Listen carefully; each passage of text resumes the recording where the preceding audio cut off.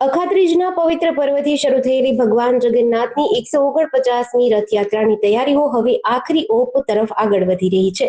અષાઢી બીજના દિવસે યોજાનારી આ ભવ્ય રથયાત્રા શાંતિપૂર્ણ અને સુમેળભર્યા વાતાવરણમાં સંપન્ન થાય તે માટે પોલીસ તંત્ર દ્વારા અભેદ્ય સુરક્ષા ચક્ર તૈયાર કર્યું છે। આ વર્ષે સુરક્ષા વ્યવસ્થાને વધુ આધુનિક અને સઘન બનાવવામાં આવી છે।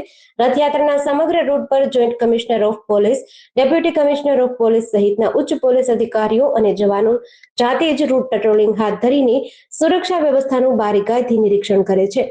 આ વખતની રથયાત્રાની મુખ્ય વિશેષતા એ છે કે પોલીસે સંવેદનશીલ વિસ્તારો અને સમગ્ર રૂટ પર દેખરેખ રાખવા માટે આધુનિક ઈવી બાઇકનો ઉપયોગ શરૂ કર્યો છે।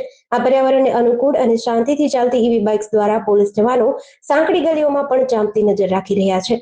ભગવાન જગન્નાથ નગરચર્યાએ નીકળે ત્યારે કોઈ અનિચ્છનીય ઘટના ન બને અને કોમી સૌહાર્દ જળવાઈ રહે તે માટે પોલીસ વિભાગ દ્વારા આ આગોતરી કવાયત હાથ ધરાઈ છે। સંવેદનશીલ વિસ્તારોમાં સતત પેટ્રોલિંગ કરીને રથયાત્રાના રૂટ પર સુરક્ષા વ્યવસ્થાને લોખંડી અને મજબૂત બનાવવામાં આવી છે। આવનાર ભગવાન જગન્નાથજીની 149મી રથયાત્રાની પોલીસની તૈયારીના ભાગ સ્વરૂપે આજરોજ ભગવાન જગન્નાથજીના જે મંદિર છે અહીંયાથી સમગ્ર રથયાત્રા રૂટ ઉપર પોલીસ દ્વારા જે ઈવી વ્હીકલ છે એના ઉપર પેટ્રોલિંગ કરવામાં આવનાર છે।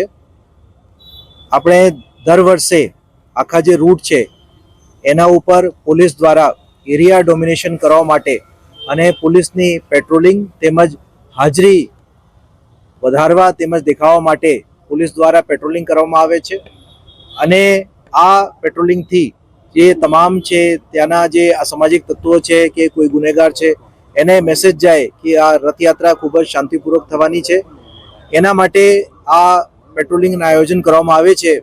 આ વર્ષે ઈવી ઉપર એક ક્લીન અને ગ્રીન જે પેટ્રોલિંગ છે પોલીસ દ્વારા એ ગોઠવવામાં આવેલ છે અને 100થી વધારે ઈવી દ્વારા આ સમગ્ર રૂટ વિસ્તાર ઉપર પોલીસ પેટ્રોલિંગ કરવામાં આવશે।